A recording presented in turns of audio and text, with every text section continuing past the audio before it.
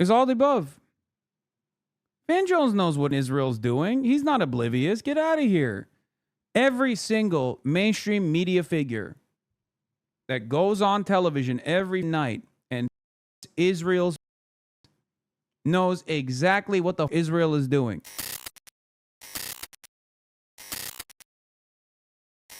The final sale of Van Jones' soul has been completed.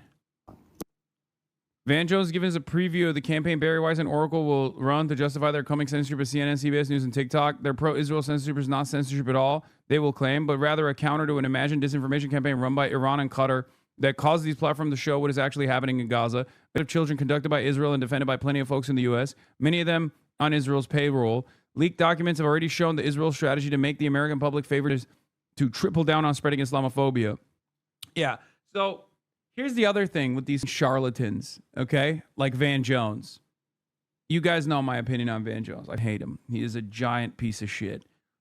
He is a cynical political actor. He is a major writer for Israel.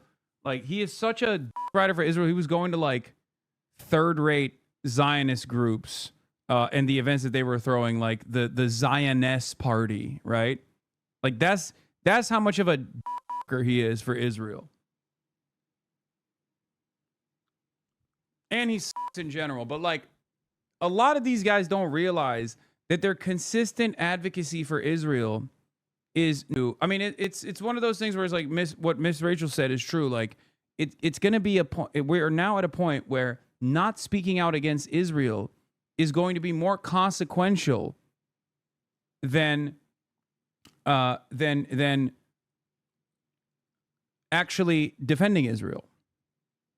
Like, people are not actually defending Israel. Not speaking out against Israel is now consequential, okay?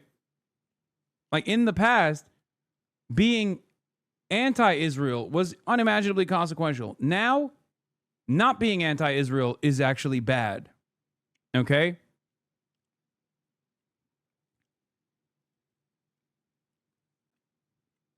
Like, people will literally come after you if you remain silent. And it's especially bad for someone like Van Jones, who is still outwardly defending Israel. But isn't part of that because we had to fold everything into critical race theory, and somehow the Middle East became part of... How should we speak out against Israel given the current state of surveillance on social media? They can't arrest all of us. Get the fuck out of here. You can say whatever you want. Suck my Israel. I do it every day, okay? Israel can suck me from the back. Israel. You know, I see it differently. And I love this conversation because I think people, those of us who went to college, give a lot more credit to college courses for how the world works than I do. This is not about critical race theory on college campuses. This is about Iran. Iran and Qatar have come up with a disinformation campaign that they are running through TikTok and Instagram. You're such a dipshit, empty suit, hollowed out husk, a stooge. Get the out of here. Oh, this is about Iran and Qatar. This is Qatar. Qatar is the reason why people hate Israel. Suck my bitch. Oh my God, you are such a disingenuous charlatan. Oh my Lord. Oh my Lord. Oh my God. Yeah, dude, it's Qatar. That's why. Yeah, I'm funded by Qatar and Iran. And everyone in here is also funded by Qatar and Iran. That's how people... Yeah, Qatar and Iran made people realize that Israel's doing it and that is wrong. If it wasn't for those two countries, people would be pro-Israel and pro in general. They'd be like, oh, it's awesome, actually. Yeah, you already know this. Every time I get gifted subs in this chat, it's the glorious nation of Qatar and the Islamic Republic. That is massive. If you are a young person, you open up your phone and all you see is Gaza baby, Gaza baby, Gaza baby, right. Diddy, Gaza baby, Gaza baby. Like, that's basically the whole thing. Oh my God, what a bunch of animals, dude. I hate these people so much. Oh my God, I have so much hate in my heart for these monsters, dude. So funny. Ha ha ha ha ha ha. Of course, he's the guy laughing at him next to him is Thomas Friedman. Okay? Mr. himself. There's that famous Charlie Rose incident. Well, not even an incident at the time. Here. I don't know if this is a short enough clip, though. This might be the whole interview. Oh, yeah, this is the whole interview. Does anyone have that clip ready to go? If you want to know what that is, also Faroof, thank you for the 10 community gifted subs. And by that, I mean, thank you, Cutter, for the 10 community gifted subs to the Piker Broadcasting Service. I mean, the only question for these monsters is what Israel is doing is so defensible. Why don't they let independent journalists in the Gaza? I know. God, I hate these assholes so much. They're such barbarians, and they get no punishment for this kind of like they got no repercussions at all for actively defending the Iraq War over and over again. It's just so disgusting to me.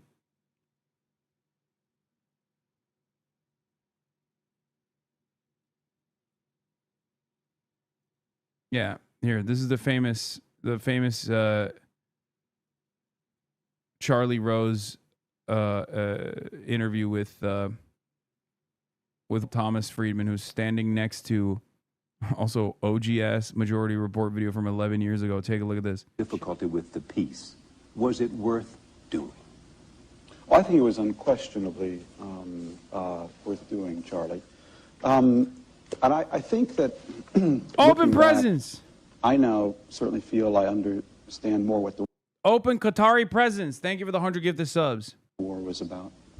And it's interesting to talk about it here in Silicon Valley, because I think looking back at the 1990s, I can identify that there are actually three bubbles of the 1990s. There was the NASDAQ bubble. There was the corporate governance bubble. And lastly, there was what I would call the terrorism bubble. And the first two were based on creative accounting. The last was based on moral creative accounting. The terrorism bubble that basically built up over the 1990s said, flying airplanes into the World Trade Center, that's okay. Wrapping yourself with dynamite and blowing up Israelis in a pizza parlor, that's okay. Because we're weak and they're strong and the weak have a different morality. Having your preachers say that's okay, that's okay. Having your charities raise money for people who do these kinds of things, that's okay. And having your press call kind of things martyrs, that's okay. And that built up as a bubble, Charlie. And 9/11 to me was the peak of that bubble. And what we learned on 9/11 in a gut way was that that bubble was a fundamental threat to our open society. Because there is no wall high enough, no INS agent smart enough, no metal detector efficient enough to protect an open society from people motivated by that bubble. This is the intellectual argument that is that haunted everyone with a brain for a decade plus. They hate us because they ain't us. We live in this big, beautiful, bold, open society, and Islam is incompatible with that, and that is the reason why it must be destroyed. Yeah, is this guy considered an intellectual? Dog, that's Thomas Friedman. He's a New York Times columnist. What are you talking about? Please. Yes, he's a racist charlatan, and his argument is childlike, but yes, he is seen as an American intellectual, and there are a million people like him. And what we needed to do was go over to that part of the world, I'm afraid, and burst that bubble. We needed to go over there, basically, and take out a very big stick, right in the heart of that world, and burst that bubble. And there was only one way to do it, because part of that bubble said, we've got you. This bubble is actually going to level the balance of power between us and you, because we don't care about life. We're ready to sacrifice, and all you care about are your stock options and your Hummers. And what they needed to see was American boys and girls going house to house, from Basra to to Baghdad, and basically saying, which part of this sentence don't you understand?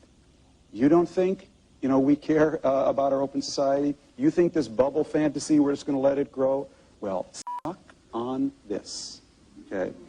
That, Charlie, was what this war was about. We could have hit Saudi Arabia. It was part of that bubble. Could have hit Pakistan. We hit Iraq because we could. 1 million Iraqis, bro. This is how he championed it. We had to kill a bunch of children in Iraq to show the world, to show the Muslim world that you can't get away with terror. As though they were responsible for this. We had to do 1 million 9/11s to a totally unrelated Muslim country. This guy is sitting right next to him. Look, there he is. Polite society. This is why I can't stand stupid liberals who is not a monstrous piece of shit. His hands are bloody. And here's Van Jones doing a similar thing in defense of Israel.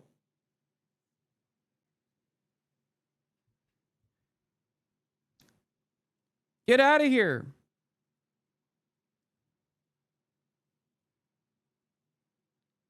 In a just society, they would not have jobs. But the reason why they have jobs is because they say those things at the time and they continue saying those things. And that is what mainstream media demands, so that your parents are still brain broken into believing that all of the youths are actually anti-Israel because of the scary Muslim countries like Iran and Qatar.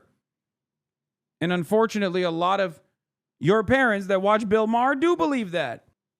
So that's not DEI. That is a geopolitical adversary that is like every dump in this panel has their own right-wing attitude about their own pet project. Bill Maher's like, oh, don't you think it's DEI? And Van Jones like, no, it's actually Qatar and Iran that made people hate Israel.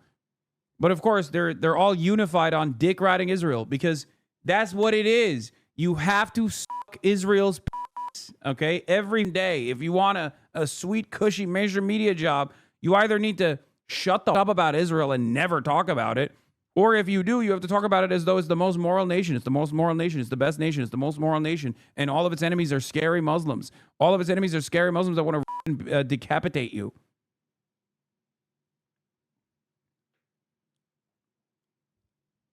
The division, the contrast between how regular folks feel about Israel versus how the media portrays this issue is so significant, so severe that these guys cannot even recognize that there is a crisis of credibility in mainstream media, and this is the final blow. It's over.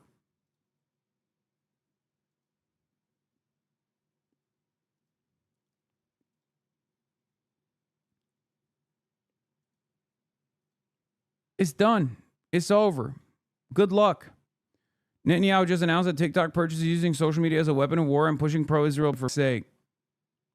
Yeah, except Van Jones is a part of that, for the record. What is this? Every current Zionist program was destroyed? Okay, we'll do it later.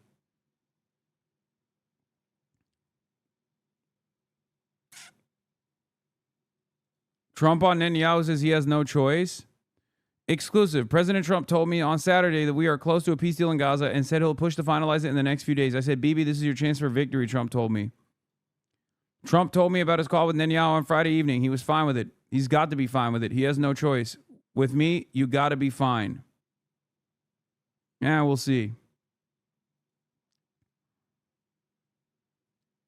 Trump told me, Bibi took it very far in Gaza and Israel lost a lot of support in the world. Now I am going to get that support back. You're not. So what drives people like Van Jones? Is it money, greed, power, status? It's all of the above. It's all of the above. It's all the above. Van Jones knows what Israel's doing. He's not oblivious. Get out of here. Every single mainstream media figure that goes on television every night and Israel's knows exactly what the Israel is doing. They just don't care because they're monsters, first and foremost. Because how can you look at the charred flesh of babies every day? And I know they see it. They're in the news business. Of course they see it. If you see it, they see it. How could you look at those children that Israel every day and then turn around and say Israel's the most moral country on the planet, or they may be doing some complex military, some complex military tactics that sometimes end up harming civilians? Yeah, well, you know, it is what it is. Like, when you look at all of that, when you look at it and you say that, it's very obvious that you just, first and foremost, do not care about the humanity of those who are being, okay? And secondly, you want money. You want money. You have endless greed. You have no soul. You are a soulless monster. This is, of course, very different than, you know, your average coworker who unfortunately does hear from the likes of Van Jones and also doesn't fully grasp the severity of the crisis. Okay? But Van Jones is different. Thomas Friedman is different. Bill Maher is different. They know. They know that Israel is doing it. They don't care. They like it. Okay? Make no mistake. Joe Biden knew that Israel was doing it. He liked it. Kamala Harris knows that Israel is doing it. They like it. Okay? You have to understand. They know what Israel is doing, and they either don't have any issue with it or they champion it. They love it. It's that simple. Your coworker, different, totally different dynamic. Your coworker responds to stimuli. Your coworker responds to all of these institutions with prominence and institutions with influence telling him that, well, you know, Israel's actually still a moral nation, and then develops this dumb attitude, even if it's like 23 months in, because they're not closely paying attention to everything that's going on.